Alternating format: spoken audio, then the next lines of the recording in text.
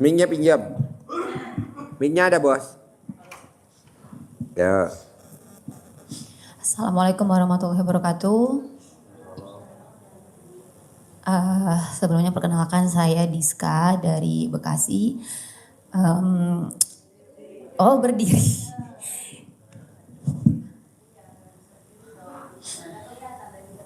Ya, jadi sebelumnya Pak Ustadz, Pak Haji, saya sedikit flashback sama masalah saya, kenapa saya bisa ada di sini. Jadi 2 tahun lalu saya ada usaha, tiba-tiba akhirnya bangkrut. Nah, akhirnya saya mendekatkan dirilah kepada Allah gitu ya. Jadi akhirnya saya berkesimpulan bahwa selama itu adalah saya seperti sedang merasakan istiraj gitu. Karena saya jauh dari Allah gitu kan. Nah, selama 6 bulan terakhir ini sebelum saya tahu RDAY saya kerja, walaupun saya mendekatkan diri pada Allah, tapi saya nggak tenang, nggak merasakan ketenangan itu gitu. Nah, setelah waktu itu sempat ngobrol juga sama Pak Haji Dwi di bawah, waktu itu ada momen ngobrol sebentar. Setelah saya curhat, beliau bilang berhenti turun tangan, saatnya angkat tangan biar Allah yang gantian turun tangan. Beliau ngomong seperti itu. Jadi saat itu mulai dari 6 bulan lalu saya mulai berpasrah. Berpasrah maksudnya mulai saya rutinkan tahajud tiap malam, terus amalan-amalan yang tambahan di luar wajibnya ibadah gitu. Nah, terus saya memperdalam ilmu, ada istilah saya tirakat gitu Ustadz.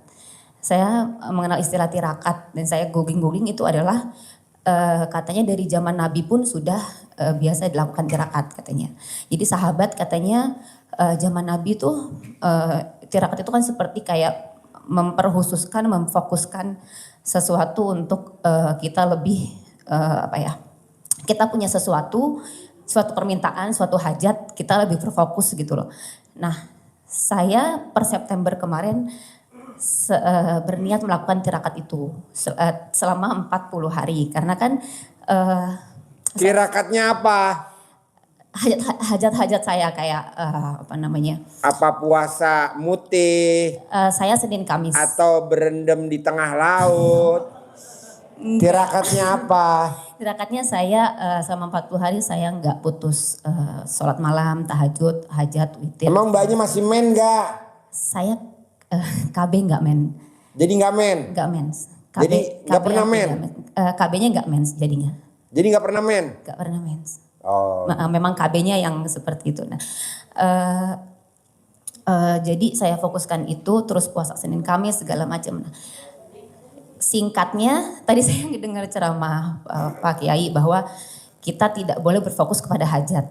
Tapi kayak kita kan suka scroll TikTok segala macam gitu ya Ustadz. Nah itu kan ada yang kayak istilah ada quotes kayak si Ale Jaber segala macam gitu.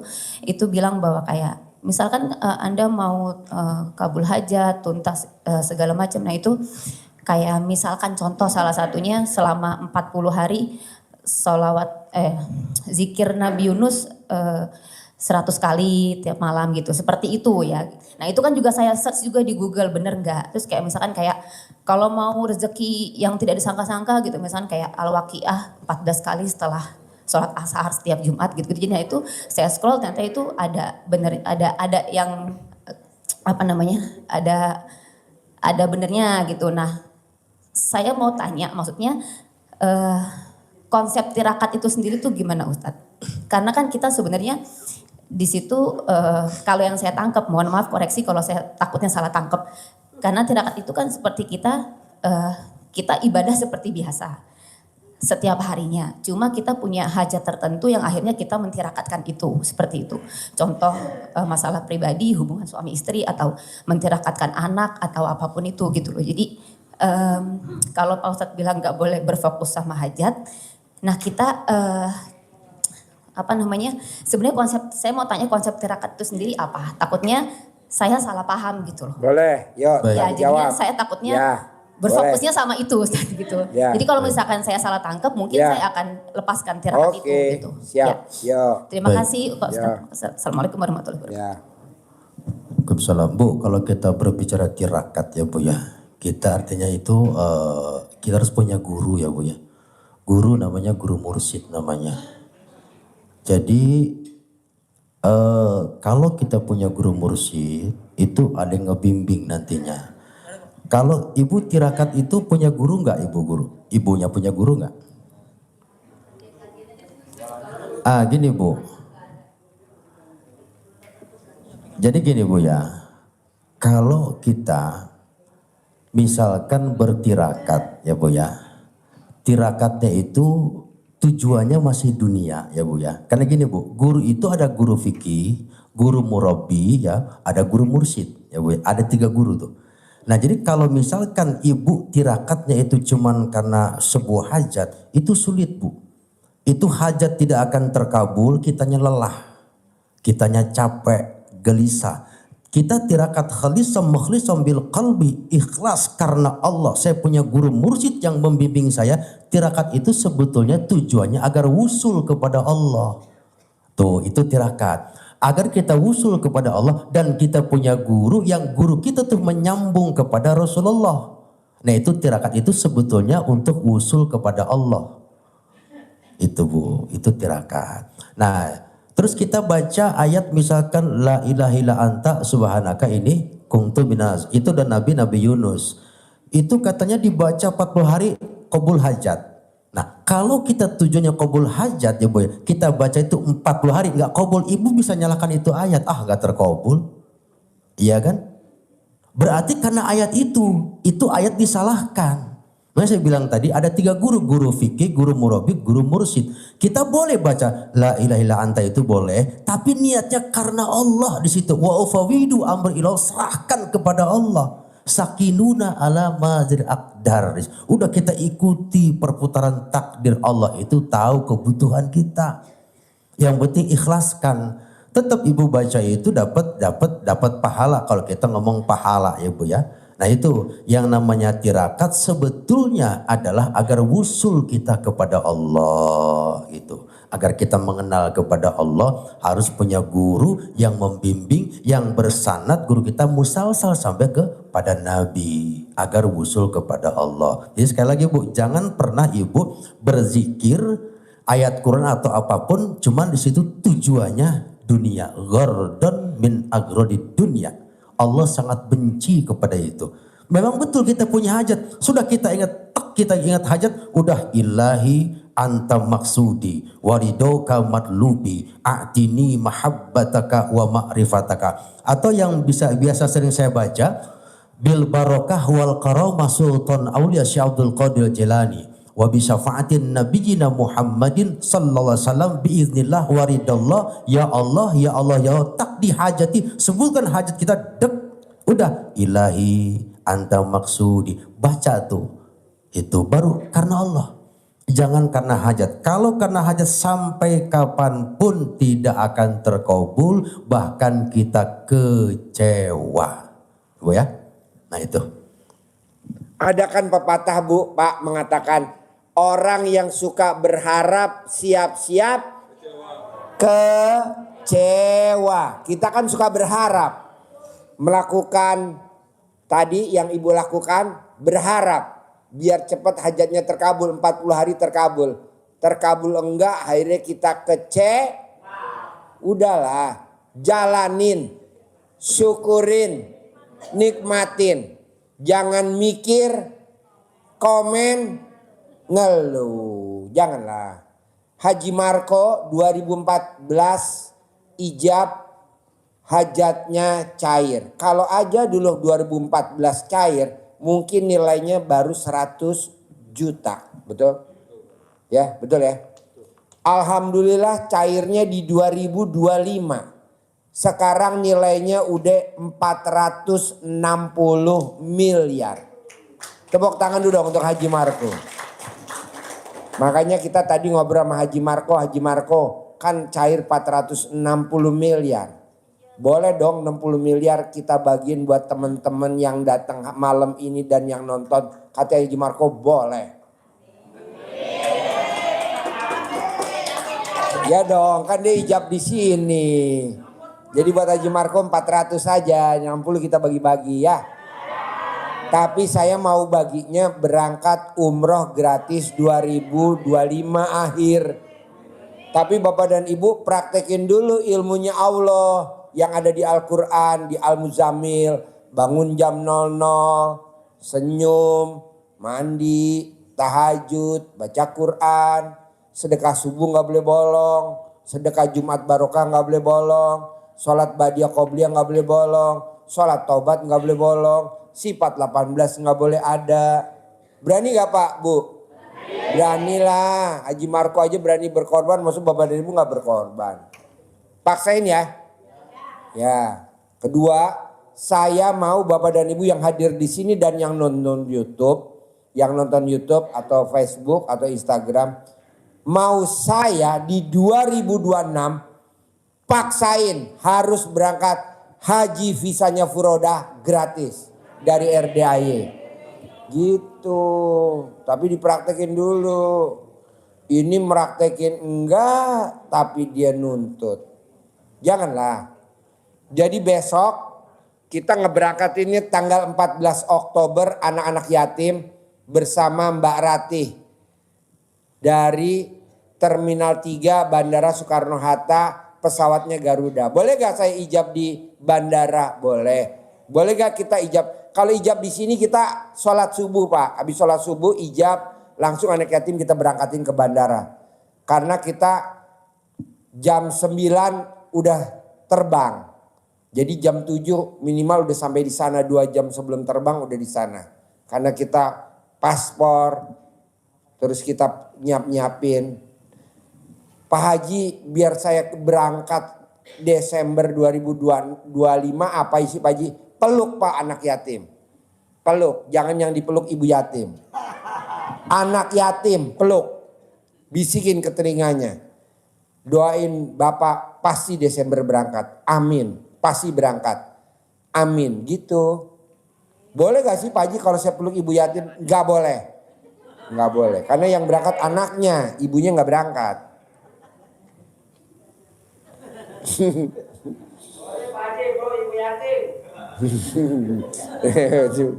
Lo menang banyak lo. Gue yang berangkatin, lo yang meluk. Gue yang berangkatin, lo yang meluk. Lo menang banyak. Ayo yang mau nanya. Bebas. Mau nanya ke Pak Kiai boleh. Ustadz Ginanjar boleh. Haji Marco boleh. Bebas nanya ke siapa aja. Ayo. Berdiri biar kelihatan alat kelaminnya. Ngaceng apa enggak? Bismillahirrahmanirrahim. Assalamualaikum warahmatullahi wabarakatuh. Kembali mau menanya Pak ke sini. Kebetulan ada Pak Ustadz. Ya. Jadi saya mau datang ke sini itu jauh dari Banjarnegara. Nanya ke Pak Kiai? Iya Pak. Ya, ayo Pak Kiai. Dari Ini Pak Banjarnegara. Kiai Dadang Mubarok. Ini Ustadz Ginanjar. Ini Haji Marco. Semua punya titel semua. Lo tinggal pilih. Pak Kiai, ayo. Mau nanya dari Banjarnegara ini kan jauh ke sini. Satu ke sini itu kan karena Allah. Dan saya di sini mau mengenalkan lebih lanjut dari istilah bahasa Arabnya itu mungkin syariat dari Pak Haji Dwi Susanto. Nah kami mau menunjukkan kepada Pak Ustadz. Betul sekali yang apa tadi dibicarakan dengan Pak Ustadz. Memang sesuatu yang kita kerjakan itu sebenarnya bukan tujuan. Sebenarnya kita menjalankan itu karena Allah SWT. Kan ada ayatnya bos. Betul. Ada ayatnya. Kuciptakan jin dan manusia untuk beribadah kepadaku. Kunya tuh Allah.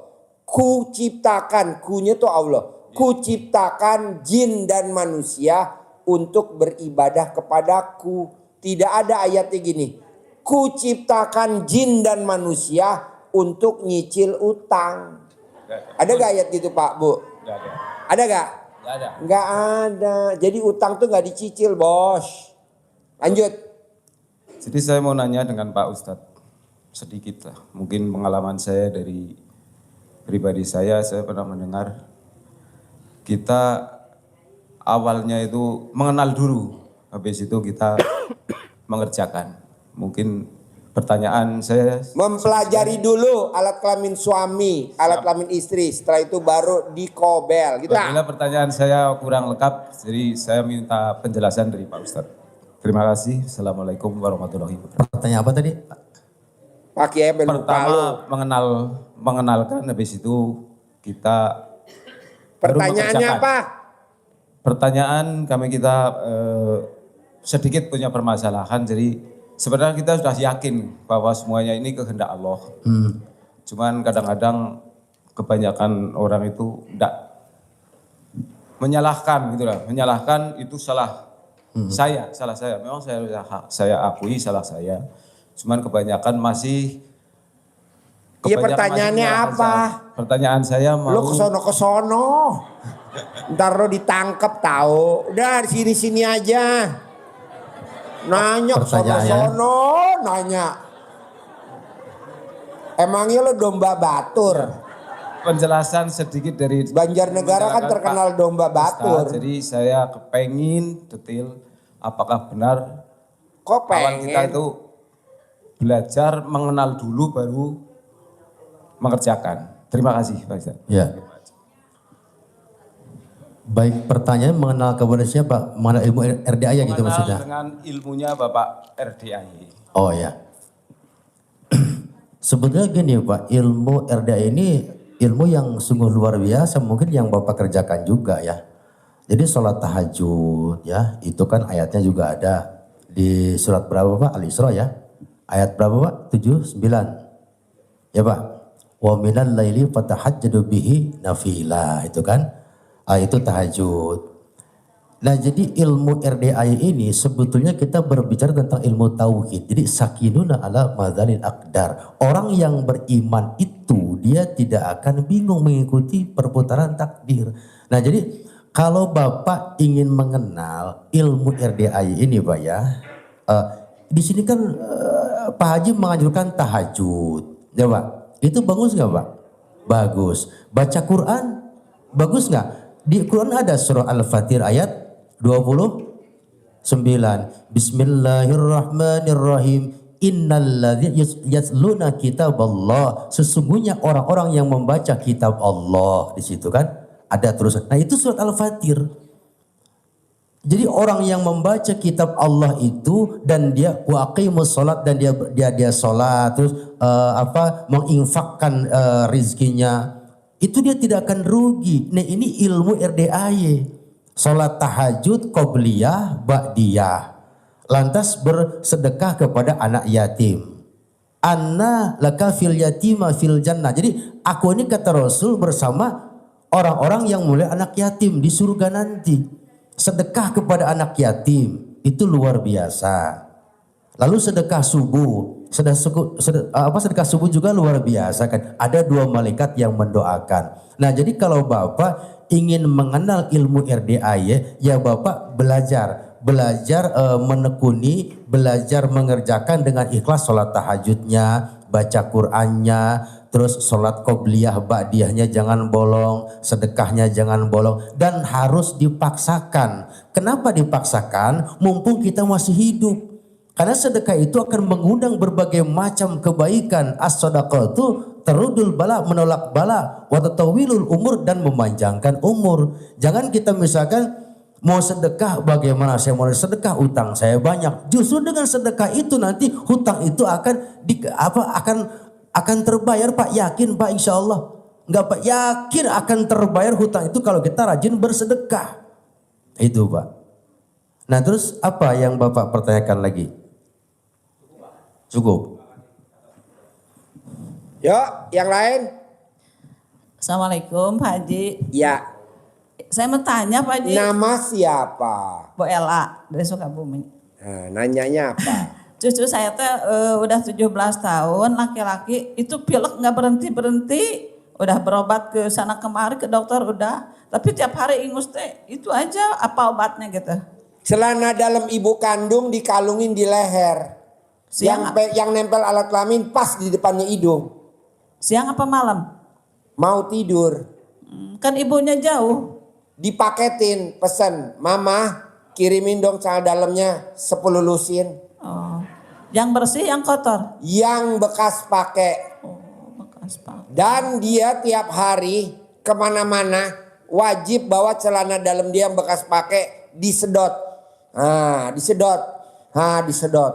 Enggak sampai 9 hari sembuh total. Bekas ibunya. Ibunya celana dalamnya dikalungin di leher kalau mau tidur. Celana dalamnya dia sendiri yang bekas pakai disedot. Buat napas disedot selama 9 hari. Oke.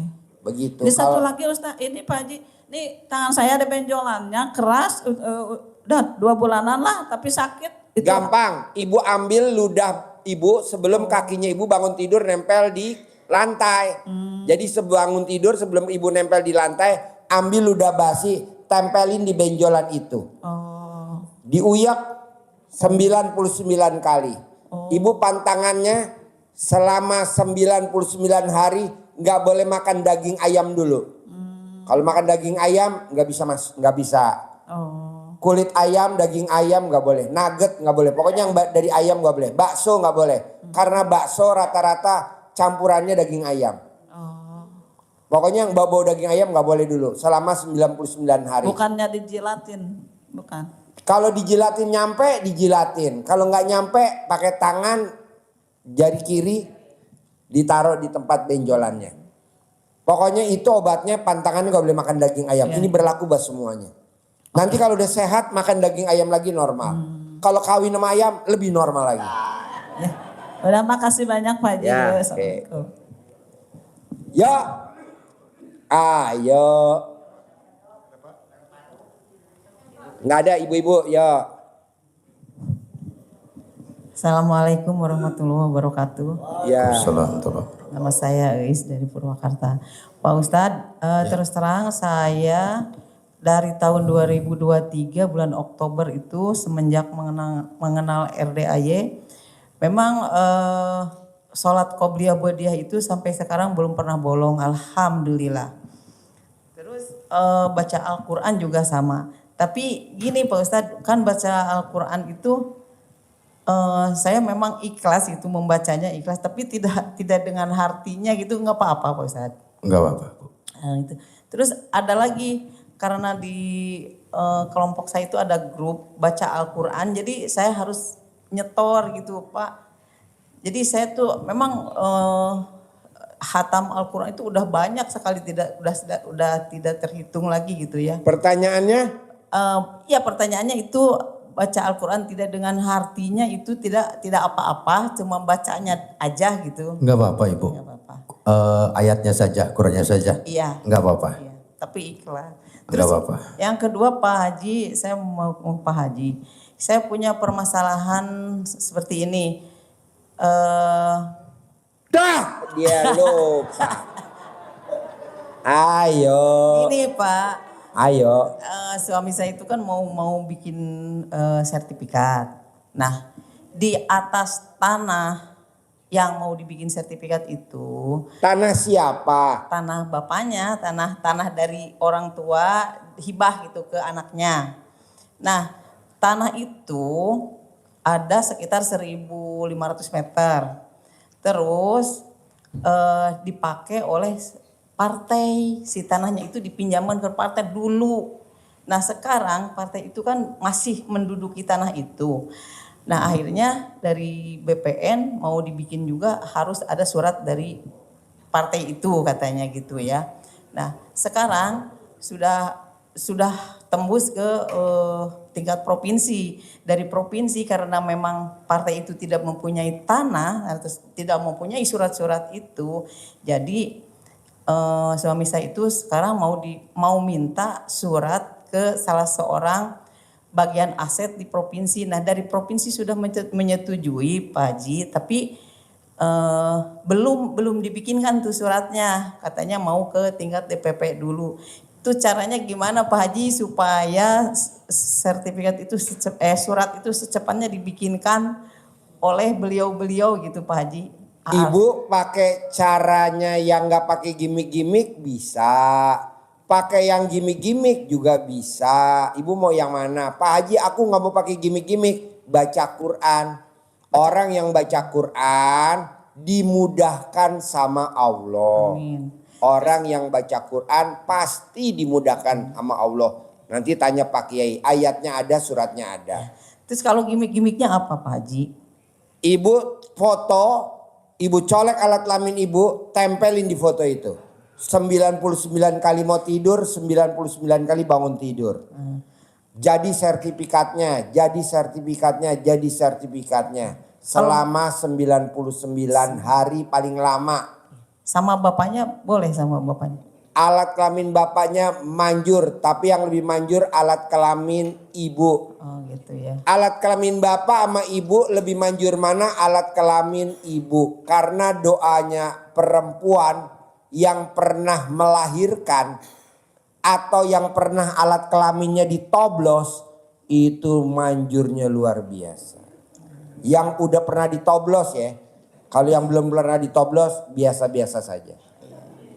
Nah rata-rata yang hadir di sini udah ditoblos semua belum? Sudah. Udah. Sudah. Kurang kompak. Udah ditoblos semua belum? Sudah. Buset. Pak Haji, tadi kan kata Pak Haji, Pak Ustadz katanya dari Al-Quran ada ayatnya. Ayatnya apa Pak? Ada ayatnya. Di apa di Al-Fajr. Al-Fajr ada terus Al-Muzammil. Al-Muzammil terus tadi yang saya baca tadi Al-Fatir. Al-Fatir. Al-Fatir banyak Bu. Banyak. Tapi dengan catatan ibu itu ikhlas ya Bu. Ya? Bacanya jangan berharap sertifikatnya jadi. Jangan. Iya, iya. Jangan baca-baca aja. Ikhlas kata Pak Haji. Karena Allah. Kata ikhlas. Jadi khalisam mukhlisam bil qalbi. Ikhlas. Jadi gini Bu, kalau ibu sudah ikhlas Bu ya, gantungkan semua kepada Allah. Wa ufawidu amri ilallah. Serahkan kepada Allah. Selesai kok Bu, selesai. Jadi saya bilang tadi kalau ibu baca Quran, puasa hanya hajat berarti hajat yang ibu pertuhankan. Itu gak dapat apa-apa nantinya. Tapi kalau kita sudah karena Allah, udah serahkan sama Allah, udah selesai. Gitu. Pasti jadi. Pasti jadi. Makanya ini semua Bapak Ibu ya. Bapak kesini, Ibu kesini, jangan pernah niat dari rumah untuk lunas hutang. Itu sudah salah niat. Niatnya saya ke tempat Pak Haji, ya Allah mengharapkan ridhomu ya Allah. Karena Allah Pak Haji sebagai wasilah. Wabtaghu ilaihil wasilah. Nah Pak Haji mengajarkan, menyarankan tahajud karena Allah. Baca Quran karena Allah. Qobliyahnya karena Allah. Coba Bapak Ibu ya, mulai malam ini rubah mindset kita. Rubah cara berpikir kita. Pokoknya niatkan karena Allah sudah Pak selesai. Walaupun contoh gini, kita punya hajat belum terkabul misalkan, itu Allah berikan pahala. Kita baca Quran yakin karena Allah, ninggal kita diambil sama malaikat Israel, itu insya Allah dakhala jannah. Kalau karena Allah. Kalau kita Qurannya baca Quran bukan karena Allah, karena hajat, ya kita nggak dapat ridha Allah. Hajat nggak dikabuli, kitanya gegana. Tahu gegana Ibu? Gelisah, galau, merana. Tuh, itu karena Allah Ibu, ya udah karena Allah Ibu ya, karena Allah. Yang penting jaga kata Pak Haji, dendam jangan. Hilangkan sifat 18 itu. Makanya setelah maghrib Pak Haji menganjurkan, menekankan sholat taubat 18 kali salam. 18 kali salam. Tuh. Hebat enggak ajaran ini Bu? Hebat enggak? Bagus enggak? Bagus. Ini tauhid Bu. Sebetulnya yang Pak Haji sampaikan itu tauhid. Tidak ada kata insya Allah. Pasti. Pasti. Karena kita yakin adanya Allah. Yang enggak pasti itu orang yang enggak yakin kepada Allah. Sementara Allah itu innallaha la yukhliful mi'ad. Allah enggak bohong sama janji kita yang salah kitanya. Lebih besar emosinya, lebih besar apa nafsunya kita. Tidak mengedepankan Allah, hanya hajat yang kita kedepankan. Nih contoh ibu mau ke sini Bu ya, mohon maaf. Misalkan ada yang tertipu misalkan ya. Itu jangan salahkan yang nipu, tapi niat kita bisa jadi.